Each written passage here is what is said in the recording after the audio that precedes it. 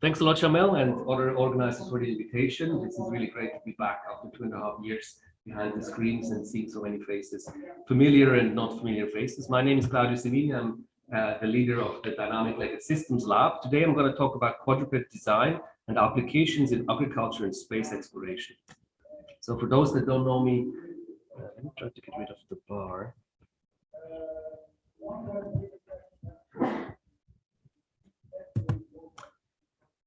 Hope it will disappear. You got a more at the top. You can hide the floating menu controls. Perfect. Cheers.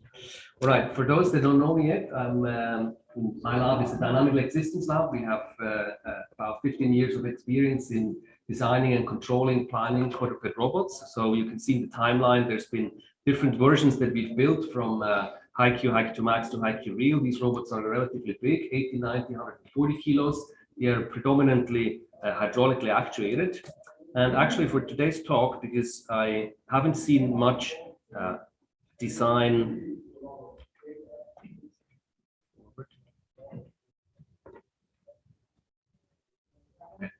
I haven't seen much of mechanical design, hydraulic design work in the conference. So today I decided to have the first part about that. Then I will talk about two projects. One is precision agriculture and the other one is space exploration.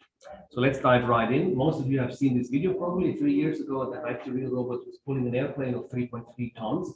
Why am I showing this video again here? Well, what we haven't talked about much is that here the back legs are sagging quite a lot. So this behavior is not natural for pulling a heavy object. This was actually related to some hydraulic issues that we had at that time in our controllers. And that issue even led to a fall. These videos we've never shown, but there was a critical moment in which the robot just sagged to the right and actually fell down. Hopefully, luckily only a little plastic piece fell off that we replaced later on with carbon fiber. But to explain a little bit better what happened there and how we fixed it, let me recap a little bit of hydraulic system knowledge. So basically, a standard hydraulic system consists of a pump, a tank with oil, then a pressure relief valve that keeps the maximum pressure of the system limited. Then the heat exchanger cools down the oil. We have an accumulator. This is a module like a capacitor in the electric system. Then we have a filter for oil cleanliness. We have valves. We have pressure sensors, hoses, pipes, and then we have the actuators. They can be either linear, like a cylinder, or rotationally, like rotary vane actuators or infinite rotating motors. Now, in the HiQ Real hydraulic systems, we have these elements present here in the hydraulic pump unit. Everything in orange here is in this compact pump unit. Then we have the integrated smart actuator, which contains most of all of these components and also electronics and load cells and linear encoders. And then this module here are the rotary vane actuators. We're using those in the hip joints and the hip flexion extension and the hip abduction joint. We're using these rotary vane actuators. These actuators come in two different versions. There's single vane and double vane. We decided to use a single vane actuator for the hip flexion extension joint because it gives us more range of motion. But that actually turned out to be a mistake because in single vane actuators, well, you can consider this is like a cylinder, but in a rotational sense. You have one chamber that gets filled with pressurized oil, and the other chamber has a low pressure. So basically what happened here is that because of some tolerancing issues and sealing issues, we had some internal leakage of oil coming from the pressure chamber to the non-pressure chamber. And this internal leakage on all the different degrees of freedom here turned out to be actually quite a problem. And a lot of the flow that the pump could provide at that moment was consumed just with that internal leakage. What that means for the joints is that we don't have enough flow available for the motion, which means that the pressure of the system goes down. And if you don't have enough pressure, then you don't have enough torque. And then that's exactly what happened. It was actually sagging at that moment. So what we did, we replaced these actuators with double vane actuators. We have then double the torque, less range of motion, but we solved that internal leakage problem as well. Additionally, we figured out that we had some air intake in our tank. So basically, this here is a closed hydraulic system with this fancy or not so fancy tank. This is a hot water bottle for those that recognize it. But we use that to keep the oil stored. And what happened is that gradually air was accumulating in there. So somewhere in the closed hydraulic system, air was getting taken in. And for those that know hydraulics, you don't really want to have air in the pressurized oil because it increases the compliance. You have like the spring element in there and you don't want that. So this was an issue, but we figured out that if we, instead of feeding back the oil into the return tank and then take it out again for the pump from another pipe, we just use a T-piece to make a steady flow that allows to actually provide more access to the pump in sucking the oil. And that solved pretty much the air intake problem, not 100%, but it made it much better. And we did a lot of other improvements in terms of cooling, noise reduction, increasing the fan size. We changed the piston pump valves with gear pump valves. They can go up to 220 bar now and are much more silent. And we also had some improvements in the oil cooling of the drive electronics. So let's have a look at how we're moving forward from HiQ-Reel 1 to HiQ-Reel 2. This is an upgraded version. In HiQ-Reel 1, you could see we already had made an upgrade in all the protections. These are here carbon fiber protections. This one is the plastic part that broke during the airport pooling accident. Now in HiQ-Reel 2, we replaced that lower part of the robot that consisted of many different parts. We had a belly part, side panels, back panels. We had roll bars. We replaced that with one single part carbon fiber, lowercase, which makes everything much simpler and actually also lighter. Now, in terms of the division on how we distribute the different components inside the torso, we also made a major upgrade. In the new version, instead of having 2 hydraulic pump units, we will have only one. This is a single pump HPU that replaces the 2 HPUs.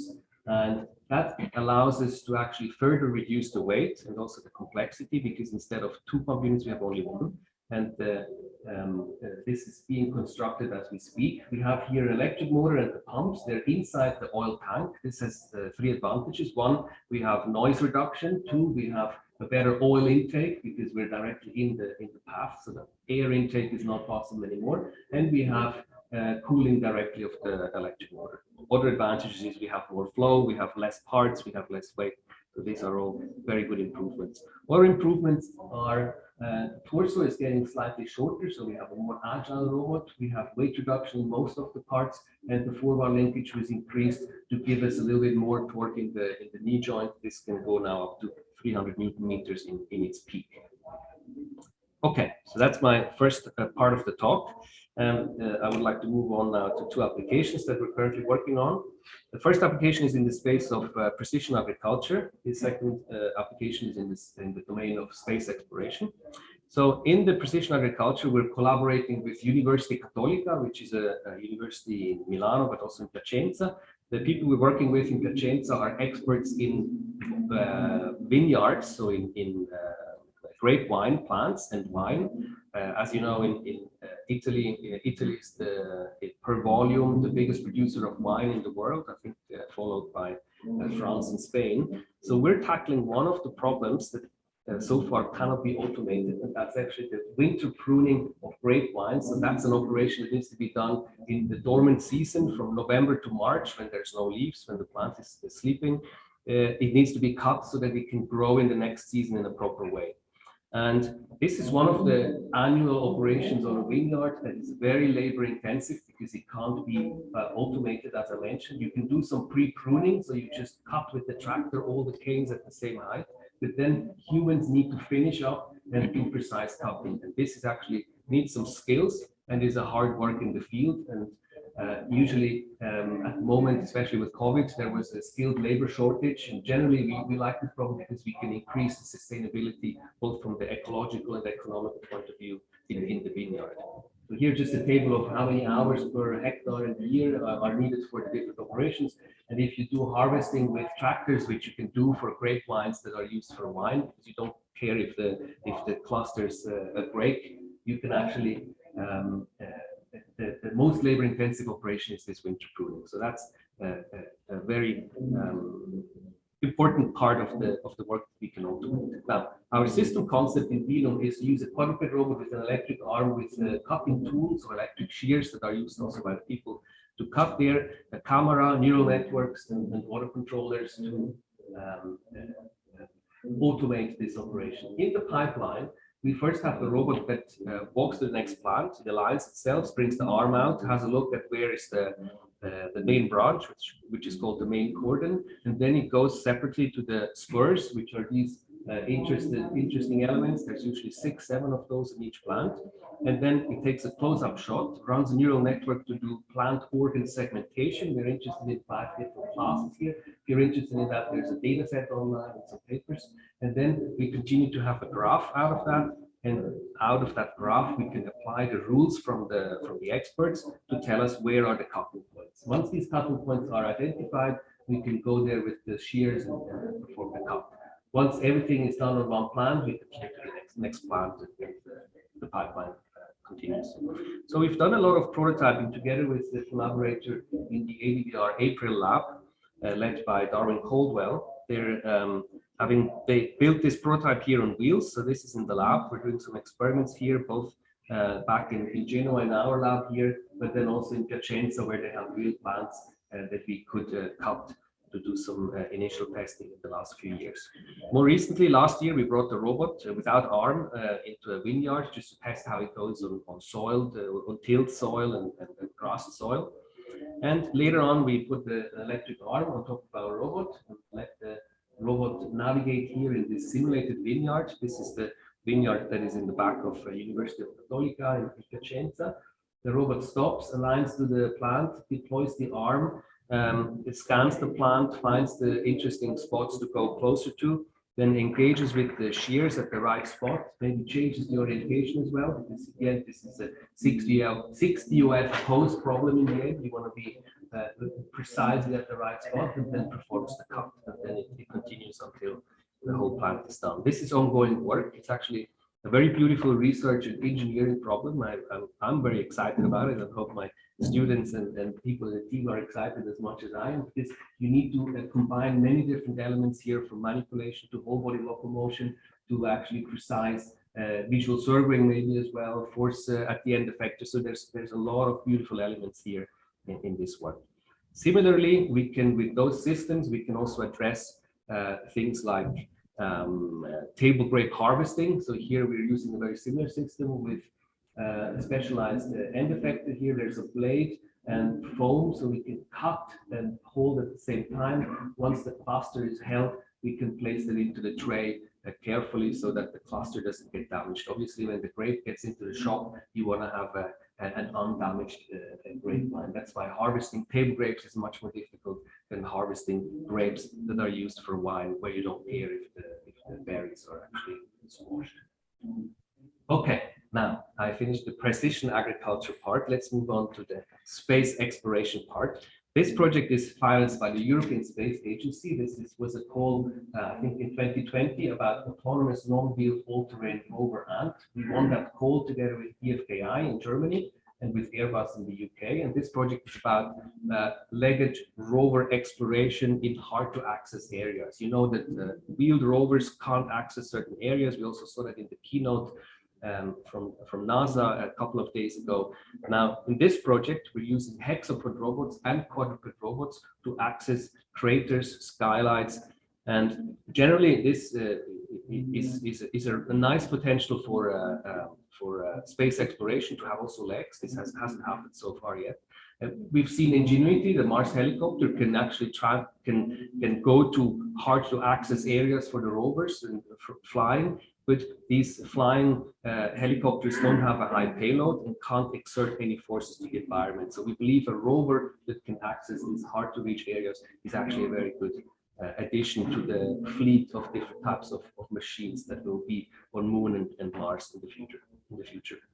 One of the tasks is also moon base habitat construction. So if you know about all these plans in developing a small town, then obviously different types of machines will be necessary to help out in constructing those. So this is a little bit the motivation and background for us in working with this problem. The ANT project is divided into 4 sprints. It's actually just an 18 months project. It's very fast. We're already in the last sprint. There's different work packages, and they have an increase in difficulty. So from navigation in mixed slopes terrain to flat clutter terrain, then clutter terrain with fixed slope, and then last load bearing issues when actually the ground can collapse under you. And I mentioned we're collaborating here with DFKI. They are experts in guidance and navigation, so they're in charge of this part of the project. We're experts in motion control systems and locomotion-related systems, so we're in charge of that. We have two different types of robot. One is a hexapod robot, one is a quadruped robot. They are using their CREX robot. We are using an AlienGo robot from Unitree. And the beauty here is that one of the big efforts that we're putting in is to have a software framework that is generalized and can be applied with very minor modifications in the code from hexapod robots to quadruped robots, as long as they have the same kinematic structure, as long as they have 3D UFs per lane. So here are a few examples, just a few videos. This was some experience we did with CREX and with AlienGo on cluttered terrain. So this is just mainly a haptic crawl, feeling the way through the obstacles without vision turned on at that moment, or without vision used. Also, I talked about craters. The steep inclinations are important for these projects. DFKI has a very nice crater facility. This is a fake crater that has inclinations from 25 to 45 degrees. It's a rebuilt section of a real crater that exists, I believe, on Moon. And they recently had to move this whole crater from one building to the next building. And this is the new building where we have tested our CREX. This is me from the top holding the safety line for the first few experiments that we did actually last week. Then we have another very nice facility that we can access. This is the Altec facility in Turin. This is 2 hours driving from Genoa. And there's the Mars terrain simulator. So the ExoMars rover was actually tested in this facility. It's a really nice big facility that provides a Mars terrain with the granular media in the back. There's a tilting platform, and there's a sand drilling rig. It's a really nice environment. So in terms of slopes, here were 2 experiments we did, first on CREX and then also on AlienGo. This is on 35 degrees slope. The robot is carefully walking up there with a gait that moves only one leg at a time. So we're using that both for the hexapod, also for the AlienGo. We believe that speed doesn't matter so much if you're in space. You want to be safe rather than fast. And so our tests here at Altec were in the Mars terrain simulator flat part. We brought AlienGo here for the first time to see how it behaves on this granular media. This is an additional challenge for us. We don't have this in our lab, the possibility to go to places where there's fine dust and fine granular media that deforms. So here we did a relatively simple setup for the first trials. We're going back to Altec later this year to do some more challenging experiments. So for the last part, let me focus on 2 specific aspects that we're currently working on, especially from work package 3 and 4. It's about visual foothold adaptation. I mentioned that we want to be safe in where we step, and also load-bearing assessment. And let me recap a little bit the vision-based foothold adaptation. I see Octavio is in the room. I also saw Victor is in the room. So these 2 guys have developed this a few years back, and most of you might have seen this work. Here we're using the neural network to very quickly change the nominal foothold. So normally the foot would step here, but the neural network, while we're actually swinging, takes into consideration the speed of the machine and then corrects these footholds on the fly so that we're not stepping into dangerous areas. And that is a really powerful and efficient way in getting footholds corrected so that we don't step into dangerous elements and don't have shin collisions and so on. So these are the experiments. Victor is pulling here the robot to make it step in there, but the neural network spits out solutions that corrects for these mistakes. We have ported that code onto the hexapod and onto the quadruped AlienGo, and here you can see in the green are the corrected footholds, and the blue ones are the nominal ones that are not always so safe because it's in between these rocks. And on AlienGo we did a similar thing with, and you can see it steps relatively nicely onto the big safe locations. But one thing that we can't predict is how stable the foothold is going to be, because with vision you never know if it can actually bear the load that you want to put on here.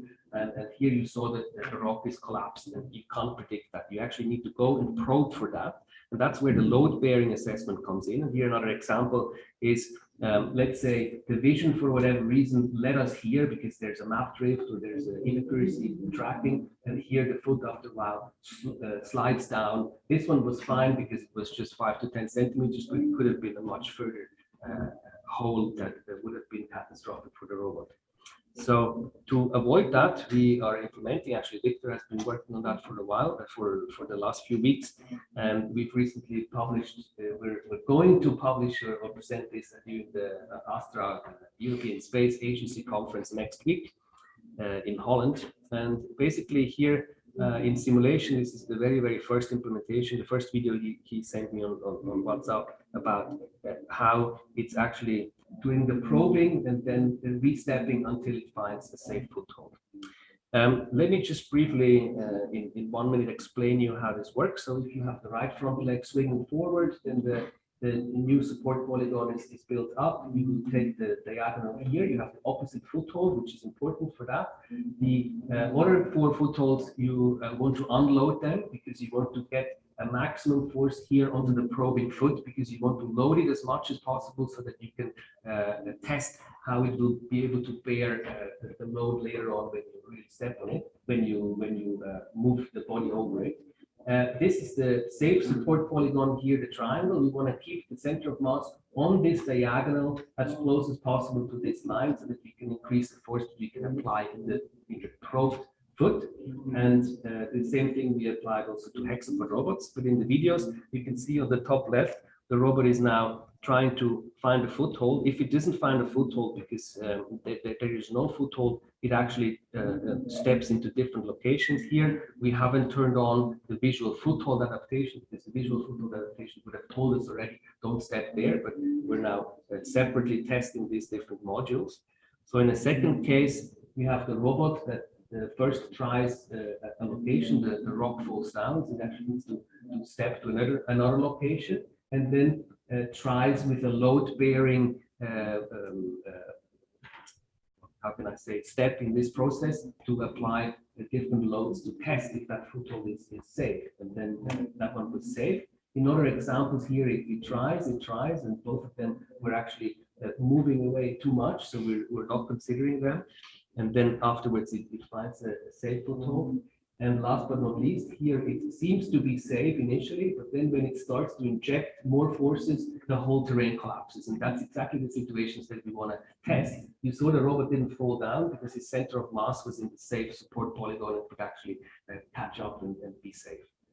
So that's the things we're currently working on. Just 2 more slides. We have recently published a paper on slip detection. I've also been an author and co-author on 2 chapters in the Encyclopedia of Robotics on legged robots and hydraulic actuation. So check them out if you're interested.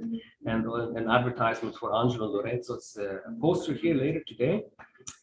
And if you're interested in our work, if you're interested in Genoa, beautiful Ligurian coast, then we're having a postdoc position open. We're looking for a perception expert, and we also have a research fellowships position open. Check out our website. And we recently moved to a new building. So this is, I think, 1.5 years ago. This is a virtual tour that should be on our website soon. Where we can see my lab. Here we have 2 overhead cranes, a lot of space. This one here is alien glow on some of the rubble. There's a ICRA' in the back being maintained. We have a little museum of our previous versions here close to the corridor with IQ and IQ Max. And we also have space for doing mechanical assembly, electronic assembly. And in the back, we have a little space for hydraulic experiments here a little bit in the corner. So if you're interested, then also check out our website and subscribe to our socials. Thank you.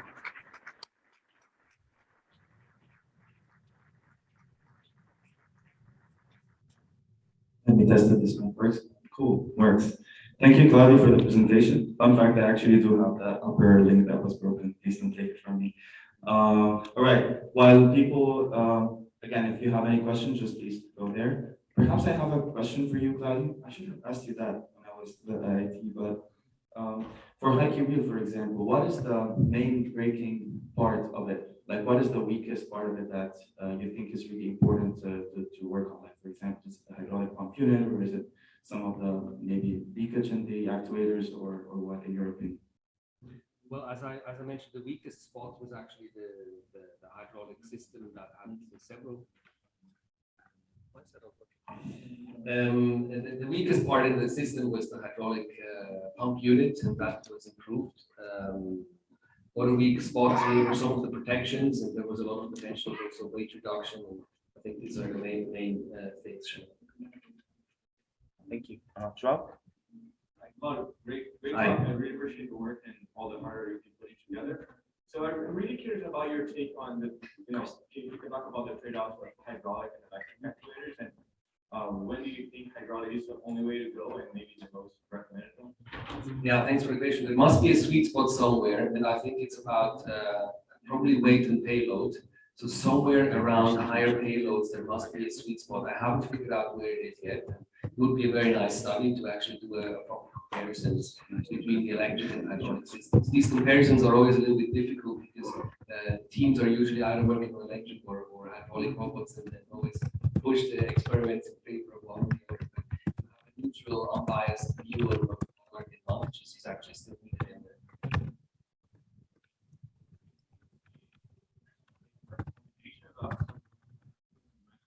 Yeah, I think so. Actually, the first version of IQ was a hybrid. It had an electric joint, but this was back in 2010, and we had a bad selection of motor, and then we got rid of it and replaced it with a hydraulic one. But I think nowadays we know electric technology has made huge progresses, and I think it's worth to consider the hybrid version again. Thank you. Thanks.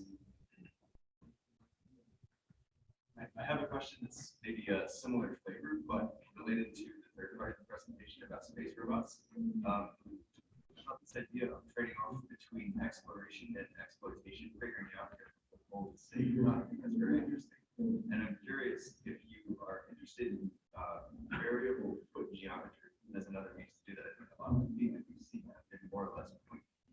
But you don't heard people sometimes use snowshoes, but the terrain is very soft. So I'm curious if you're interested in that.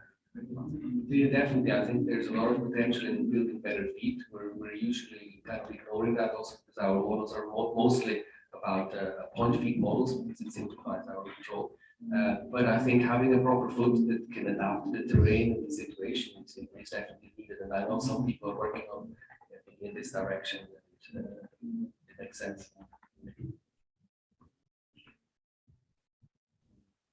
Thank you so much for the talk. It's really interesting, some exciting work. My question is a bit about, I found really interesting the co-design of mechanism, the robot-like mechanisms, passive dynamics of them, along with the actual gate you implement. And it feels like as the field can sort of converge in really effective methods for Earth, under Earth's gravity. As you shift to somewhere like the moon, like Mars, there's different sort of passive dynamics, there's different gravity. How does that change the approach to design? Yeah, that's a good point. We haven't explored that one so much, but yes, on Moon you have a sixth of Earth gravity, so I think locomotion can be much different. And I believe maybe Marco Mutter's group presented a little bit about Spacewalk, where they have a different approach in which they are hopping, and I think there's also some springs in there with the passive dynamics. Yeah. Let's thank Claudia again. Thank you so much, Claudia.